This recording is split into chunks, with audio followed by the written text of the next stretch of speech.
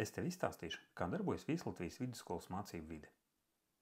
Katram skolēnam pēc līguma parakstīšanas tiek iedots Google konts.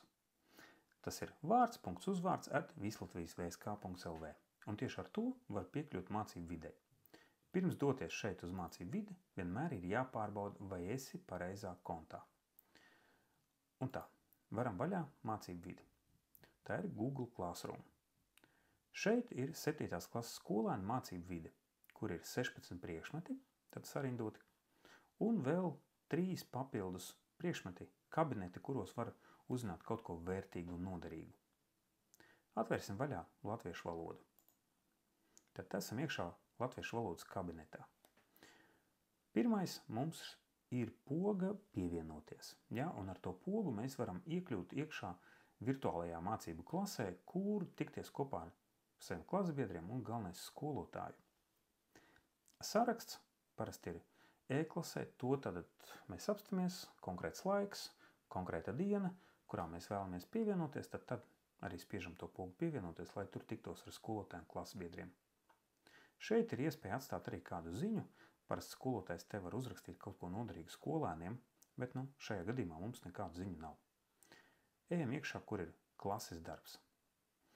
Un šajā vietā atrodas visi mācību materiāli.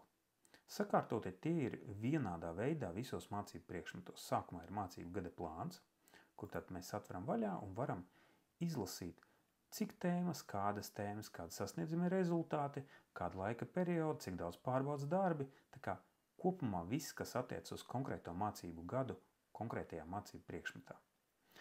Otra sadaļa mums ir špikeri un papildus materiāli. Tad tie var būt visi sādi interesanti noderīgi materiāli, kurus skolēns var izmantot visa mācību gada laikā. Piemēram, dažādi gramatikas noteikumi, citos priekšmetos tā var būt reizināšanas tabula, ķīmisko elementu periodiskā tabula un tā tālāk. Un pēc tā ir temati. Tad te ir sanumurēts 7.1, 7.2, 7.3 un tādā veidā tie temati iet pēc kārtas. Ir laika periods, tad es redzu septembris un oktobris, nākamais ir novembris, tad te ir decembris. Un tad arī ir nosaukums, ko tad īsti mācās. Šeit mums aiziet ir teorijas materiāli dažādi un beigās ir pārbaudas darbs. Te mēs varam paskatīties tādā veidā, ir 6 temati šajā konkrētajā mācību gadā, 7. klasē, ja, un pirmais cipariņš kā reiz tā ir klase, 7. klase un 6, tātad tas ir temata numurs.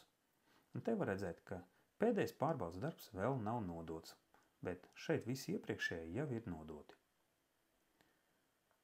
Līdzīgā veidā tas ir sakārtots citos mācību priekšmetos. Atvērsim vaļā mūziku, kur šķiet, ko tad īsti mūzikā varētu mācīties.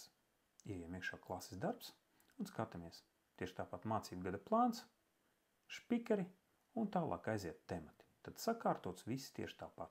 Ja, tad salīdzinoši intuitīvi saprotami pat pirmklasniekam.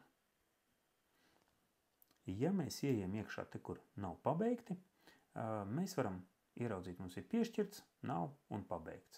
Ja tad piešķirts ir kaut kādi darbiņi, kas ir bijuši piešķirti, ja, ko skolēns var pildīt un te skatīt visu, kas mums ir tātad šonedēļ, nākamnedēļ vēlāk, tad visi darbiņi, kas ir piešķirti.